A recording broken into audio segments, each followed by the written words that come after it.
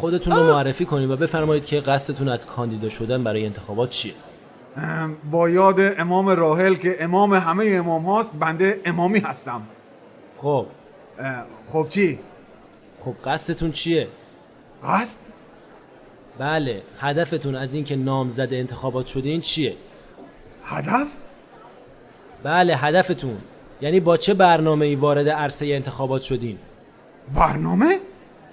آقای امامی، واسه چی کاندید انتخابات شدین؟ کاندید؟ دوست عزیز، چرا اومدی واسه انتخابات ثبت نام کردی آخه؟ انتخابات؟ هیچی بابا، پاشو برو بیرون، نفر بعدی. خیلی خوش اومدید سردار. خودتون رو معرفی بفرمایید و از هدفتون برای کاندیداتوری در این دوره انتخابات برای بینندگان عزیزمون صحبت کنید. من که البته فکر نمی کنم نیازی به معرفی داشته باشم. خب بله، ما هم به خوبی روی شما شناخت داریم. منظور اینه که بفرمایید تا بینندگان هم با اسم و رسم شما بیشتر آشنا بشن. گفتم که همه منو میشناسن. بله البته خیلی ها شما رو میشناسن، فقط ممکنه عده خیلی کمی، اونم از نسل جوون، زیاد با شما آشنا نباشن. کمی معرفی کنین با چهرهتون بیشتر آشنا بشن. این دیگه مشکل اون جووناست که منو نمیشناسن. امیدوارم پاشون دادگاه، پاسگاه واشه منو بشناسن. عزیز جان، حالا که خوب فکر میکنم میبینم نیازی نیست اون عده شما رو بشناسن. بی خود کردن منو نشناسن، باید همه منو بشناسن. خب زوری که نیست، نمیشناسن دیگه.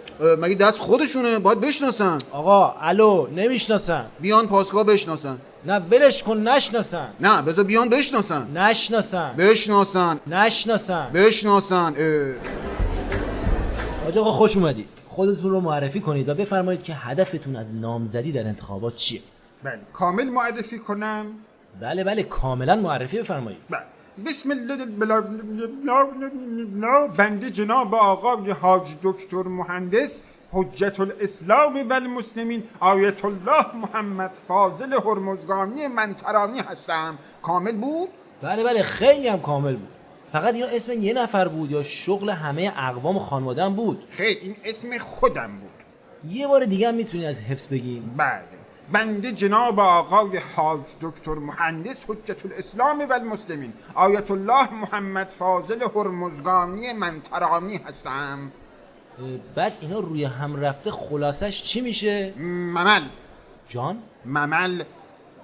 یعنی الان رای دهندگان روی برگه رای باید بنویسن ممل؟ نه اونو که تو خونه اهل بیت بهم میگن ممل. خب پس مردم روی برگه رای به شما باید چی بنویسن؟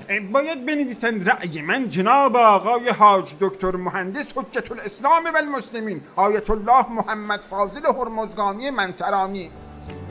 ببین ممل جان، فکر کنم بیرون کارتون دارن. بفرمایید، خوشحال شدیم. خیلی ممنون، مرسی.